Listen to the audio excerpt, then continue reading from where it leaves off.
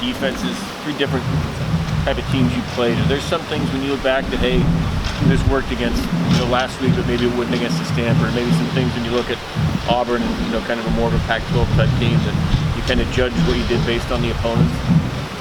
Yeah, I think there's a little bit of carryover. Probably, you hope systematically in your offense for most opponents. Yeah. There are some wrinkles you put forth in regards to the style or the obviously the approach, maybe in front, or pressure or coverage. So there's some things that we can carry over through plans.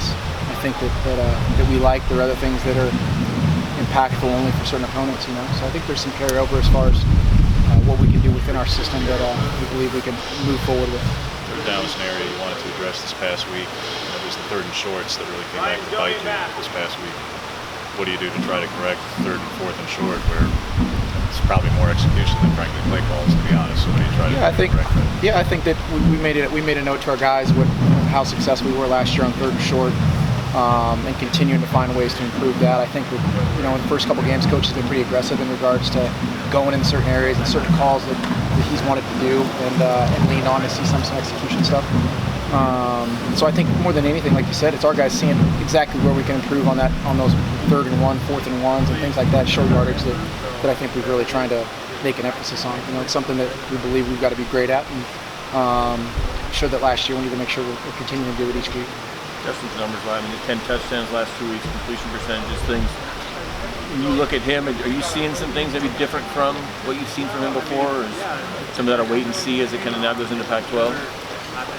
I think that as we entered the season and even entered last season, I think that we felt that Justin, in regards to some of the things he can do to manage the game and his poise, he has the ability to be the type of passer that we're seeing it in a lot of phases. High completion percentage guy who's taking care of the football and has a chance to make some explosive plays. But I think what we're seeing a little bit more is, guys are, there's chances out there that the guys are finishing plays a little more. We put a couple of wrinkles in regards to how he can do some better things around him with frankly, some new guys. And I think that he's done a really good job of evolving with the guys that have had minimal reps, and he's setting a good standard. I think what we're seeing is the continuous improvement that we want by him is going to be something we'll press on for.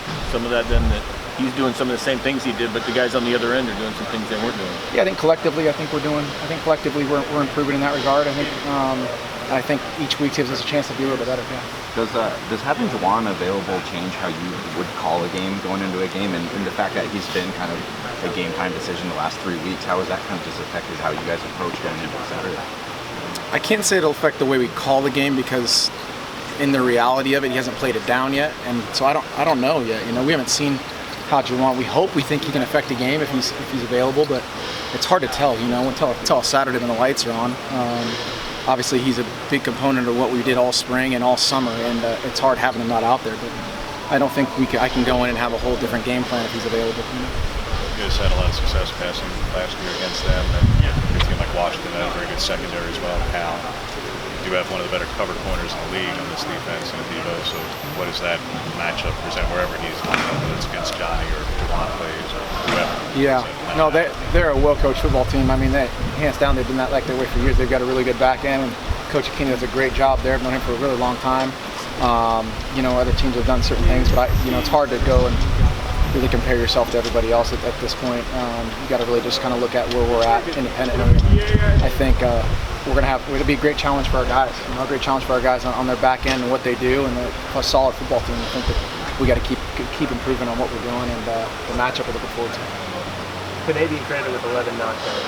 You watch his film, strike you just particularly physically dominant in that game. Yeah, I think Penei's continued to show what he left last season off with, and that's just an aggressive style. He's been he shows it in practice, he shows it in film, he showed it when recruiting.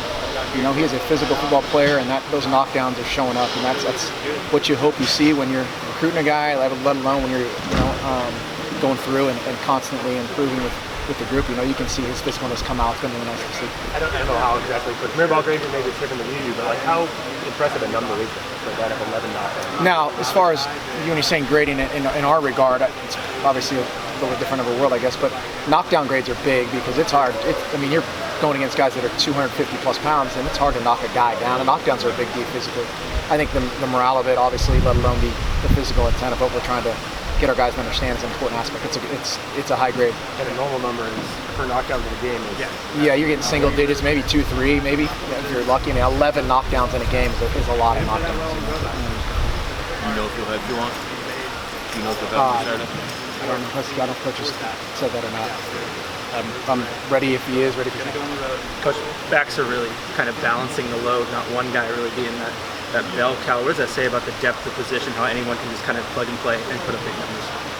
I think that's a tribute to the backs, like you said, in their room, let alone what Coach Master has done with those guys. He's done an awesome job, and I think it carries over to what a lot of people asked early in the season, early preseason is that group's going to get a lot of touches all over the board, just like that, similar last year, and I think they've stepped up and they've done an awesome job. And, I think we pressed it with the unit there after the game was a continued unselfishness about this group. I mean, guys, there's 11 different guys touching the ball in the last few games, let alone the carries by multiple backs. So that's a good sign of the group, of a collective group, and the backs are a perfect example.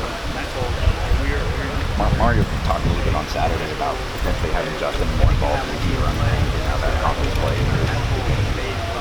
How much does that open stuff up for you guys? And is it something where that's his call, or is it something that you guys are? I think each week we go into it. It's part of a checklist we look at each week. How can we utilize his skill set in the run game? I think while being safe. And as we get into conference play, if we feel like there's an advantage there or there's something we can take, then I think you start thinking about, okay, can this help us win a game, and is Justin ready to do that, without putting him in risk, So each week we'll probably try to find a way to do something like that. We can definitely see like his body size and his athleticism, but how is he as a runner? Is he a quarterback that is able to read kind of where stuff is, and would you describe him as a pro runner? Or? Yeah, no, I don't think you probably wouldn't describe him as a spread zone read runner running back where you're going to learn how to run from gap to gap and stuff like that. But I think what you can look at, and it's put on tape that we've all seen, is that if you put him out in space, or you give him the ability to find space or get outside on a run, he can beat you. He's done that on multiple occasions. He did it against this team last year and scrambled in a two-man for 30, 40 yards on one of the downs. So I think it's just giving him the space to do it as opposed to giving him true reads inside the box. Hey, Coach.